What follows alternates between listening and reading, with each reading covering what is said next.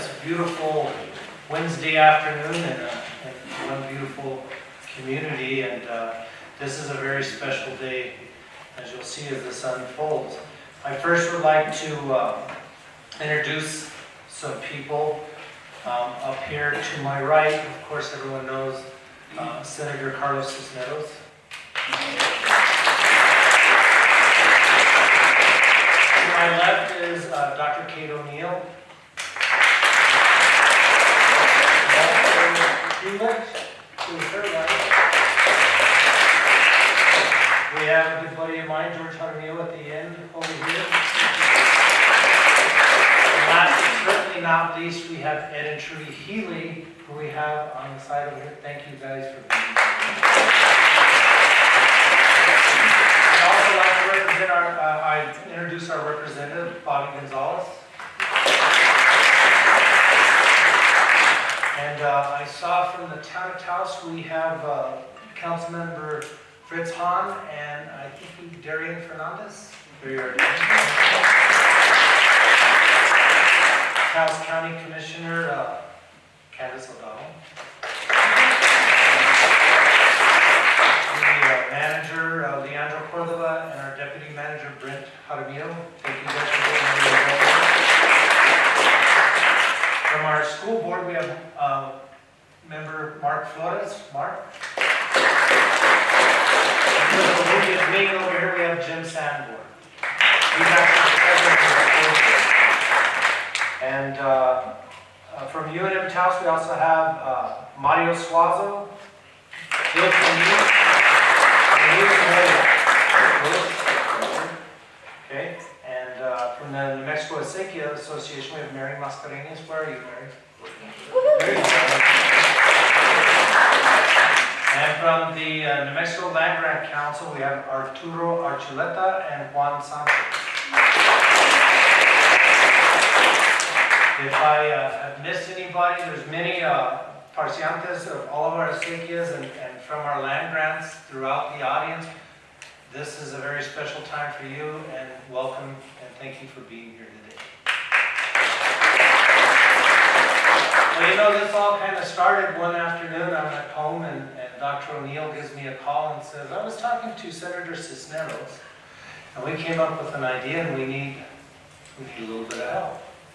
And this has grown very quickly. This is not moving at the speed of government. It's going a lot faster than that, and I'd like for our senator to talk a little bit about the history behind this project. Thank you, Senator Cisneros. And thank you, Commissioner and Chairman Pembroke. We appreciate the effort of the county and the involvement of the county and the expertise and background and knowledge that the Taos County Commission brings forth regarding this endeavor. Let me first of all, again, recognize my colleague and counterpartner in this endeavor, Representative Bobby. I call him Bobby. He's actually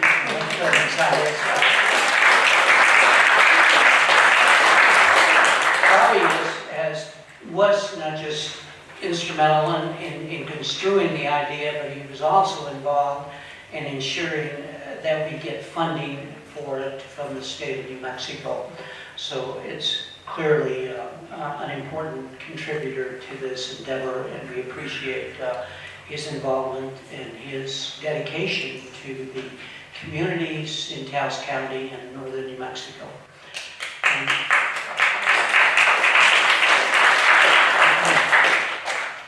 And it's an honor today to be here and visit with all of you. Thank you for coming and recognizing the importance of this particular endeavor.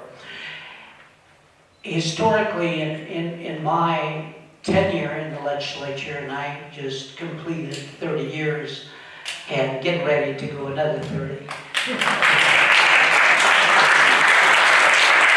I've committed to doing whatever I can, wherever I can, however I can for acequias and land grants And over the course of time, and I will tell you quite honestly, when I started in the legislature in 1985 and introduced some legislation, first thing was a memorial recognizing the significance and the importance and the contribution of acequias.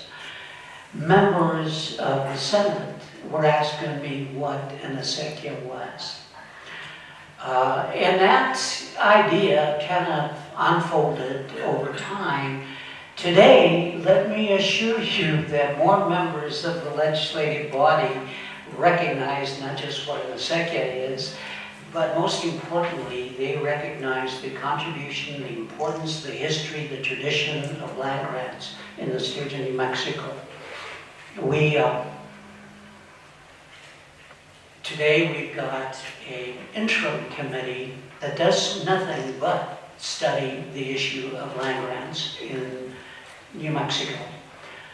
Just last year, the legislature funded 2 positions in the Attorney General's office to deal with issues of Treaty of Lupe Hidalgo, which effectively addresses issues of acequias and land grants specifically, and has made a commitment to continue to pursue this endeavor.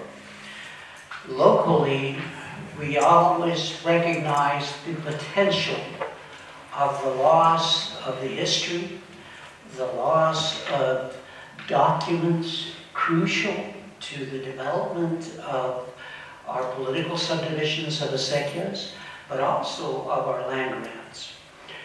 In an effort to ensure that we protect and have a valuable for generations yet unborn in our community and in New Mexico, it is crucial to have a place, a location, an access, an opportunity for children, adults as well, to have information necessary to protect the integrity of our history, of our tradition, and most importantly, to protect the element of water in our communities.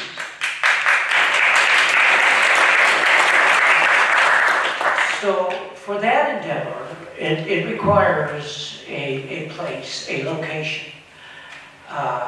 We learned in recent history that the parent institute, UNM Albuquerque, has, and in fact, the legislature moved the archives for land grants and acequias to the institute itself for a very good reason. It's accessible. It's a place that will ensure the quality and ensure the integrity of documents in perpetuity. Needless to say, we also want that same access right here at home in Taos. The idea came about, and there is clearly no one more knowledgeable and understanding of that need and history than Trudy and Ed Healy. We partnered with them, and they agreed to pursue this idea and contribute to developing the archive right here at home. And I am so thankful to them.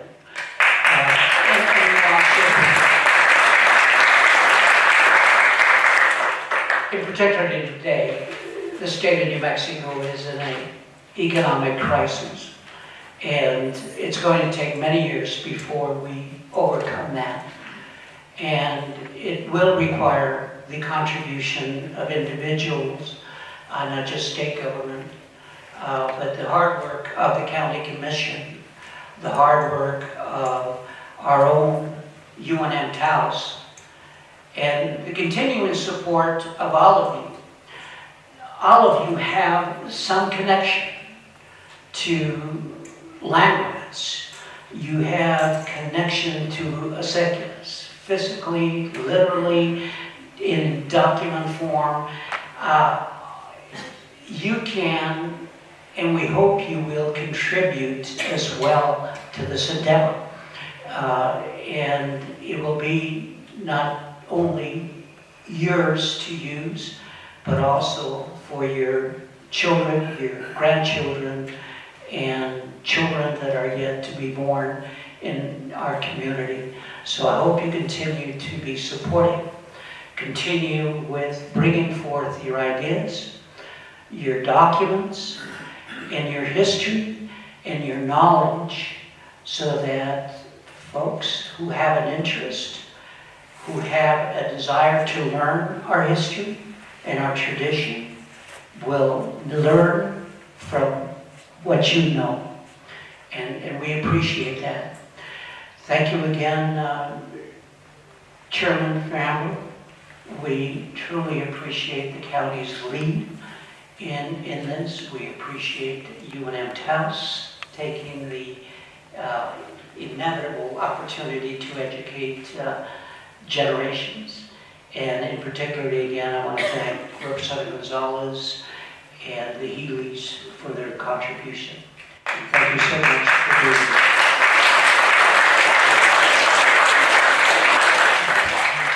Thank you, Senator. Now what I'd like to do is have Dr. Hewlett, the interim CEO of UNM-Taos, and the outgoing, unfortunately, Dr. O'Neill, talk about UNM's role in this project. Dr. Hewlett?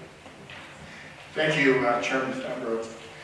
When Kate first told me about this, the first thought I had was, what a beautiful thing that UNM-Taos could do for our community. It would be to host this wonderful archive, and it just seemed perfect to me that we would do that. I want to thank, of course, Senator Cisneros for bringing this to us to do. I want to thank the county and the county commissioners for joining in this collaboration, and of course I want to thank the Healy Foundation, Ed and Trudy, for doing this and helping to fund this wonderful enterprise that we're going to have. I want to let Kate talk, though, about the archive a little bit more and tell you about her role in setting this up. So, Dr. Kate O'Neill. Thank you, Dr. Hewlett. Thank you, Chairman Fambro, Senator Ed and Trudy, and all of you for being here. Appreciate your coming to talk about this, hear about this, be part of this exciting launch. As Dr. Hewlett mentioned, when Senator Cisneros asked us about this, I think the dovetail, the fit with UNM-Taos's role as an educational institution and also as a local institution, both of those aspects were really key. The main thing that I want to underscore is that we do have programs in natural resources. We have a library that's been expanding over the 22 years that I've been at UNM-Taos, 10 of those as director. And mostly I want to underscore that as I make this transition, literally Sunday was my last day and Monday was Dr. Hewlett's first day. So this is our first sort of joint public event as we make this handoff. I really want to underscore that the infrastructure is in place to really put the nuts and bolts together to make sure that this project gets launched with attention to detail and with that educational mission at heart and that local presence really first and foremost in our minds. So again, I want to thank everyone who's contributing to this project, and I think the real sort of putting the details in place is we are lucky to have George Armijo, who has a background not only as the Town of Taos Library Director, but also with archives, and I'll let him say more about that. But again, thank you all for being here, and Mr. Armijo. Let me first express that I'm very excited to be part of this project. I did not believe that my 26 years in academics and working with archives would come back to me. But here I am. I do want to thank Dr. Neal, Dr. Hewitt, and Healy over there for their support, and Senator Cisneros for their support in this project.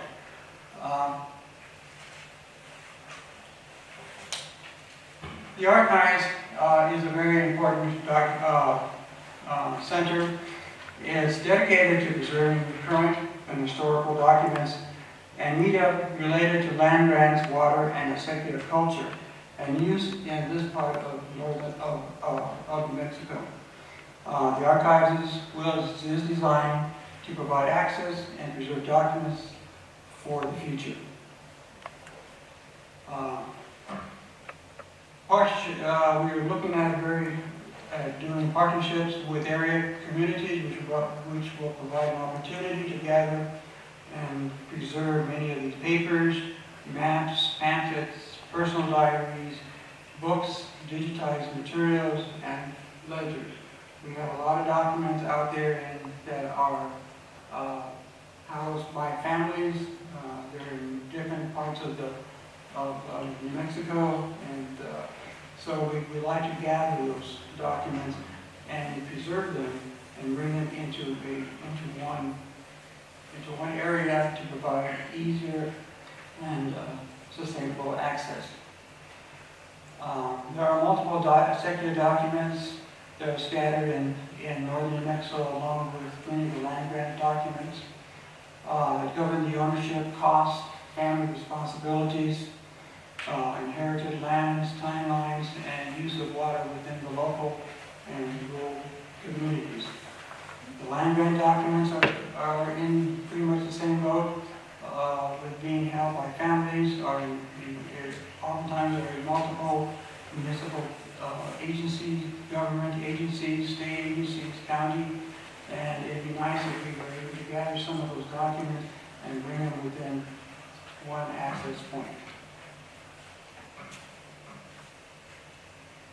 The mission of the center is to bring SECI and land grant documents together in an organized setting, providing access in one location to view printed, digitized, and media materials related to Taos County and northern New Mexico communities. One of the major focuses is to digitize many of these documents, more of the primary documents, so that you can have easier access, so you can be at the house, at your home, if you have internet access and a PC, and you want to look at a particular document, you would be able to. Emphasis will be placed on primary source materials having long-term research and documentary value for the communities of New Mexico. Oftentimes we get the question, well, who owns these documents? If the particular document is totally given to UNM, then UNM will become the sole owner of those documents. But oftentimes we have families who do not want to release those documents, but if we could borrow those documents, make copies of those documents, file them, then there would be a second copy. And those copies would be held at UNM. So we can make special arrangements for families or agencies who wish to maintain control of documents or have specific restrictions will be made.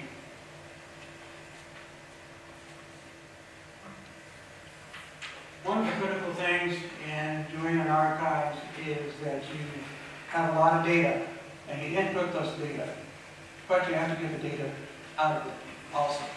So the critical part is to really get the data, catalog it, figure out what is in those papers, make sure that there are certain headings there so you can grab that document out of there, names, family names. So the critical part of any library is getting the data correct from the beginning. If it's not correct, then you may have lost the document. So it's very critical through the finding aids that we gather that information from the families, from the documents, then input that data into the computer so you can then access it and draw it back from the PCs that you know what the document is, where it's located, and how to access it. We are in the process of looking at different software programs. I had a meeting with Catherine Knott, who's the librarian at UNM-Taos. We're going to see if we can piggyback with UNM. If not, then we will go on our own and look at some software programs, because if we're going to do this project, we have to do it right, and we have to make sure that the documents are accessed and that it is preserved for historical.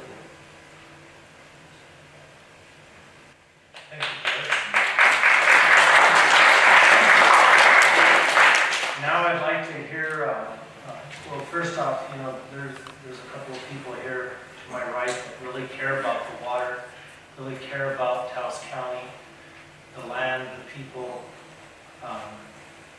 Ron Gardner shared a story with me just before we started here on something, and I hope it's something that maybe you'll talk a little bit about. And we're dead wanting to find out and didn't know where to do it. With your work, with the senator's work, with UNM's work, that's now going to be possible. So I humbly introduce and treat you.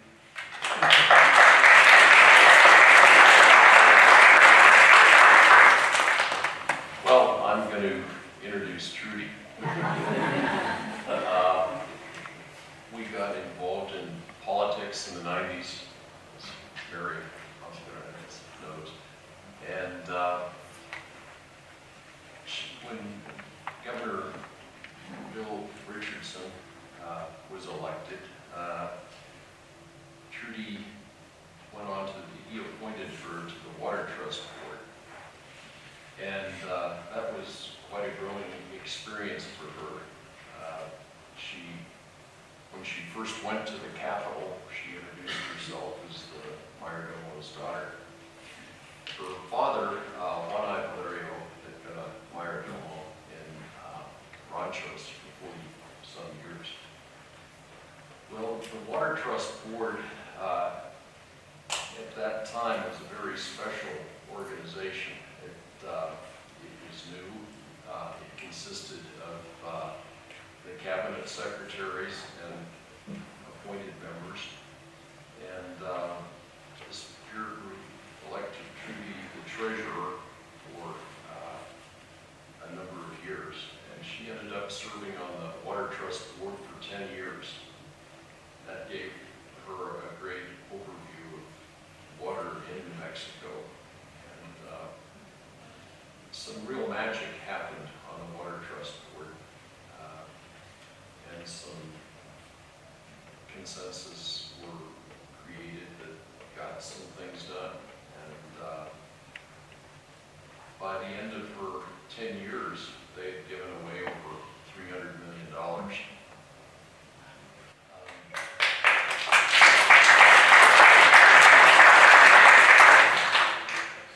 So this project made a lot of sense for us, and I think Trudy can take it from here. I'm surprised you talked that much. Wow. Well, thank you, Chairman Fambro, and all the panel with us here. You're all special. I just want to say that when I look out here, the only reason the Healy Foundation is what it is because of you. You're the people that have always been in my life. I look around at the faces and I'm going, oh my God, it's Art Coca and it's former Commissioner Pablito Renteria, and he remembers me when I was a maquiata, huh? and I didn't even know what I was doing then. And then I look around, there's the Mascarenes, there's Mary, and they put up with us, and the newcomers to the party. And then there's former Mayor Esther Garcia, who, you came to legislature and you're doing all your projects, water projects. And I'm just gonna look at my list because there's so many people here that I know I'm gonna miss somebody. I'm gonna leave Carlos, Cisneros, and Bobby. I call them by their first name because they're like my brothers at this point. But I'll talk about them later. But of course I wanna thank, I guess I should start with Ed.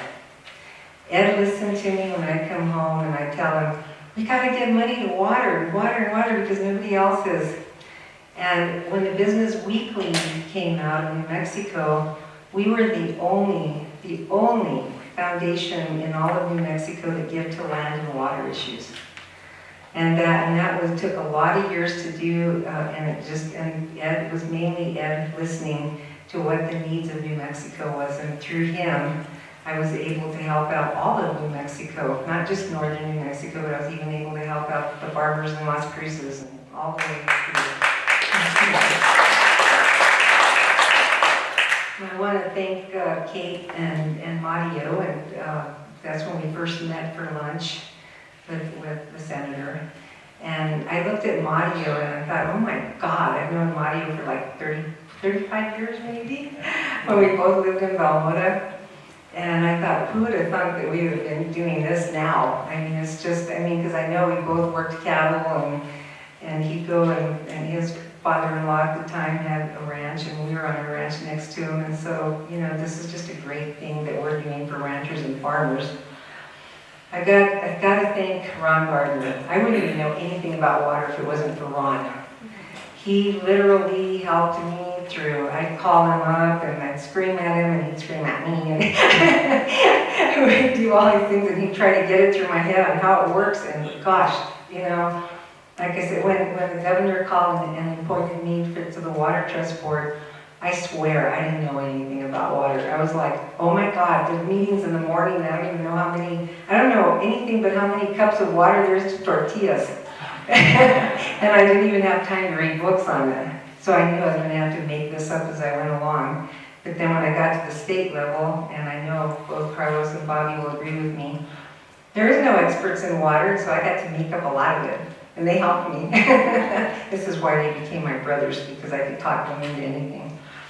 And then I want to thank, of course, Commissioner Candace, because she went all the way to Santa Fe when I got the Earth Science Achievement Award from New Mexico Tech this year, and I really appreciate that. and I got that award because I'm not trying to toot my own horn or anything here, but I asked them, why me out of everybody in the state? And they said because I had helped create public policy. And that really is the secret. Okay, let's see. Oh my gosh, I have a long list here. Who else? There's people like Brent and Tammy, every time I give her this panicked look, she'd say, okay, I'll get you in to see the senator. And then I want to thank the Taos Valley Safety Association. I know you guys are here, Palomon, Stephen, and I know I'm missing a bunch of them, and all of you guys, everybody here.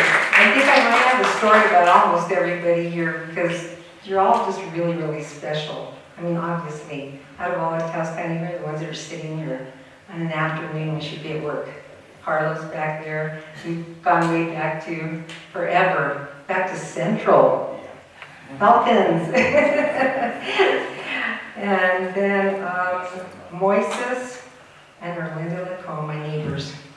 I called them up yesterday to tell them about the bear that me and my daughter almost got attacked by. And I told her what we were going to be doing today. She had to go to the doctor's office, so she couldn't come. But Moises promptly came over to the house with a acequia pamphlet and notes and everything from his acequia and said, here's for the archives. And I think this is going to start happening. I think we're going to have Mario was popping out of the woodwork, giving us all her information and notes and who paid their dues and who didn't, and oh, ay. It's going to be in the archives now, so you guys better go pay your dues right away. And of course, I can't leave out my kids, who are, of course, Lee and Tori and Felice and Alicia. I have to have you in there, Alicia. But Felice is, well, let me put it this way. My kids are way beyond me when it comes to water. Both Lee and Felice went to Paris last year to meet with all major water people of the world. And they got tours and they teach me. And they're always dealing with water and land issues. And like I said, they come and teach me. And my son's new bride-to-be, Tori Archuleta from the El Rito area by Abiquiu, her family are very involved in acequias and just everything cultural. And I'm really happy for my son that he's learning how to cook chicharrones and everything. He's really getting into it. And then there's Alicia, who's also my director at my gallery, but she's way beyond that too. I actually hired her to help me with water. She took my place for the Taos Regional Water Plan this year, and it wasn't because I didn't want to go, it wasn't because I just, I wanted the young people to start learning about this, and I had sat in on the first one, creating the most of it. And she is, you probably remember Fred Waltz, her dad, and she went to school for many, many years. She was gone, and she got her, I even had to write it down. She had too many of them, so I just wrote 2 of them.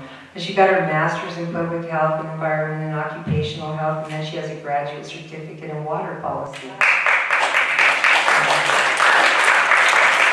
So I knew she was going to pick up on a lot more stuff at the Taos Regional Water Plan than I could, and she did. And she gets mad at me, but I always tell her, I make her show everybody her tattoo on her arm, because I've never seen a tattoo like that in my life, and it's actually a groundwater formula. I mean, who does that?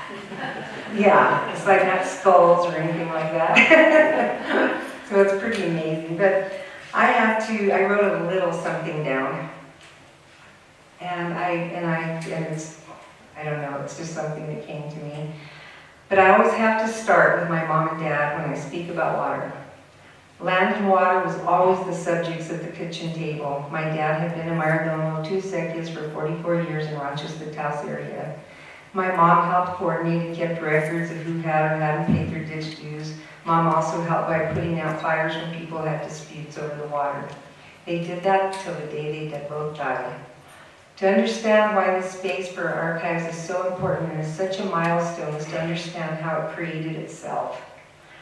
And to understand that is to understand it begins with the melting snow. Then springs and brooks find the shortest and quickest way downhill. Then they converge at the low point where a river is created. Each hill and mountain adds its contribution. The river finds its course pushing aside whatever stands in its progress. It carves canyons, moves great boulders, it erodes the soil moving onward, in its need to reach its final goal, the ocean. The water is our gradual development. It's our strife, our battles, our conquests. We change its course and it finds a new one for an ever-changing landscape. It flows, letting history and our heritage complete its course to the sea. Some of you may wonder why land grants are a part of the water archives. Besides being a Parciante of the Acequia, that's me, I'm also a member of a land grant, the Cristola de la Serna land grant. Spanish land distribution policies were to encourage the tilling of the land and rearing of cattle. If these conditions were met, the governor would then confirm the grant and authorize it. The water courses determine the population in the plazas, ranchos, and other water-based colonies. Access to irrigation water served as the guiding principle, and growing needs created policy. And that brings me to my relationship with Senator Carlos Cisneros and Representative Bobby Gonzalez. The story with them is a book. First of all, I didn't even know legislature was for the people. The first time I went, I was petrified. I didn't know what I was doing. And people said, no, you just have to go to your senator and your representative and tell them what you want. And I'm like, just that easy, just like that? Well, for the next 10 years, Bobby and Carlos, they always let me in. They always listened. And we actually created some incredible policy together. I was on the Water Trust Board and I realized that we had an acequia representative, but there was nobody would even talk about acequias. There was no money for acequias. And every time the acequias were mentioned, it was like boring, time for coffee break, bathroom break, and everything. So I went home and I talked to Ed about should I help start doing some acequia fund there? And he said, well, yeah. I said, let's see what we can get doing. So we knew I had to do it through policy. So through the Water Trust Fund, both Bobby and Carlos got this done in legislature. And it wasn't an easy feat because the other legislators they knew there was a lot of other acequia stuff, and through the ISC, the 80-20 program, all this other stuff, and to have more money going to acequias, especially the Water Trust Board, and that was really touching because the Water Trust Board, to some, was created for $50 million plus projects. Well, I pointed out to everybody, because Ron helped me with this too, is that is an Acequia ever going to have a $50,000 project? No, they never were. So that's why they weren't important on the Water Trust Board. So through Bobby and through Carlos, well, my favorite story to tell to everybody is that I was running to the Capitol, and Carlos is coming out of the elevator, and he grabs me and says, "We got to go to the hearing right now." And I said, "Yeah, we got to go." And he says, "What should I say?" And I said, "Well, just say that acequias are iffy." And he goes, "I can't go out there and say iffy." And I said, "Well, you have to, because they're iffy." And so he gets up there to talk, and he goes, "Acequias are iffy." And it was just one of my favorite moments at legislature, because they always were, because people still don't want to take acequias serious. I mean, I have been like the senator, I'm also on the board of leadership in Mexico, and I have been in Las Cruces at NSU with the dean or professors talking about water, and I bring up acequias, and they go, "What is that?" The governor and Mayor Esther will tell you that this governor said acequia. Yeah, and this is the battles that we have had, and they want to, because it's not the big projects in Las Cruces, the big farmers or the big pecan farmers and everything. They don't want to take us too serious. We're just the little peasants over there that, have a little tiny garden and stuff like that. And it has been a battle to describe to people how important acequias are, how they create more habitat. They feed the people. They're important to each community. And finally we're kind of getting it through, but these guys still have that battle. They're still in there. I know that this is what they have to do. But by golly, it got done. And so what happened is now there was this little acequia fund, like a little step girl in the Water Trust Fund, floating around for 4 more years. And I kept waiting for our acequia person that was on the acequia to do something with it, and she did nothing with it. Finally, I just went home and I told them, we got to do something. We got to fund that little acequia fund. I said, or else people still aren't taking us serious. So he said, let's do it. So we put a couple $100,000 in there. And all of a sudden people were like, oh. Then it sat there again, because nobody knew what to do with it. I'm on this board with cabinet secretaries, and they just would not, they didn't want every Meyer Lomo coming to the meetings and asking for a culvert, basically. So they would just keep they would just brush it off. So finally one day at a meeting, I asked the chair, who's the state engineer, and I said, can you just create a little committee, please, for the acequia fund? I said, I can't really be on it. I said, because I'm going to be a conflict of interest since we're funding it. Well, we finally did. And I just kept my mouth shut because I thought I'm going to let them create it. And they did a pretty good job. I think they could have done a little better, but they created for 20% to be a loan, not a loan, a grant. And that would help them with the loan component they would have with the ISC, the Interstate Stream Commission, that 80-20 program. So a lot of SECIs that can't pay that 20% back. So I think that's how it kind of happened, and some of the money went to that. But now, SECIs was on the board. Now it was on the agendas. And that was the first time, and let me tell you, that took years to get that done. And then just going back for another thing that we created too was the regional water plan. This wasn't an easy feat either, because, and Ron pointed this out to me too, he was all like, the Water Trust Board needs to be on that, you need to try and understand how it should work to be on the regional water plan. Well, I started marching at the legislature, and with the help of Bobby and Carlos, we managed to get the Water Trust Board as part of the state water plan. Now let me tell you why that was important. Who was going to trust the state water plan if the state engineer and the Interstate Stream Commission was running it? First of all, the state engineer is going to be water rights and adjudications and everything, and the ISC was going to be compacts. So the people right away were not gonna totally trust it. But I knew that if we added the Water Trust Board names and we all represented water of some sort in New Mexico, the pueblos, all the tribes, everybody was represented on that water, that we could lend our name to the state water plan so that people could rest and know that all these people are behind it, and oh yeah, I mean, you know, now we can believe in it. And that's what made it successful.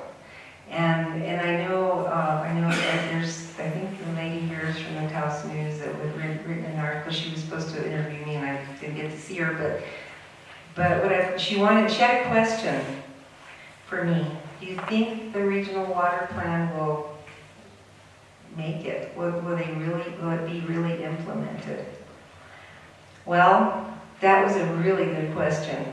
Because after I walked away from the regional water plan, I thought, okay, now where does this go? We all sang Kumbaya, and we all got patted on the back and patronized, like, okay, all the peasants came together, and now we've appeased everybody, and now they can all go home.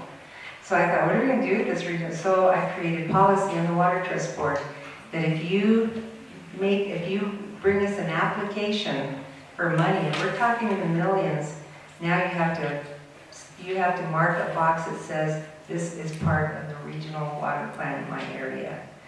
And that changed for a lot of people too, because now the people in the region knew that if these people put that signature behind that said that we're part of the regional water plan, now their regional plan might be implemented to a certain degree. It's still always going to be political, but you know, that's water. But those are just some of the things. I know there was a lot more things that we did, and I always let them know when there was a fox in the hen house, that's for sure. And they always listened, and they were like, okay, and they always did something about that. So I can tell you with all of my heart, with everything, that when I have Ed Healy on my back for water, and I have Bobby and Carlos, I'm telling you, you guys can just go and rest easy because these guys are fine.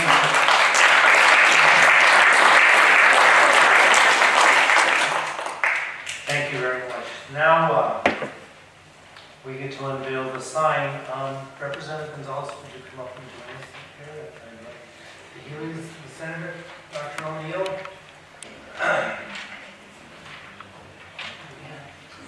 Sign this here.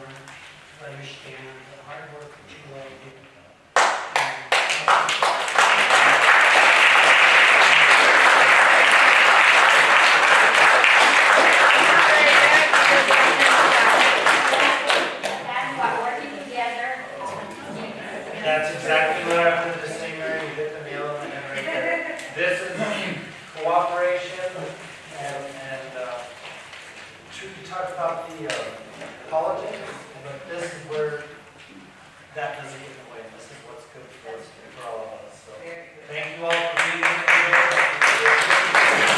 Thank you to the staff for the reception here. At least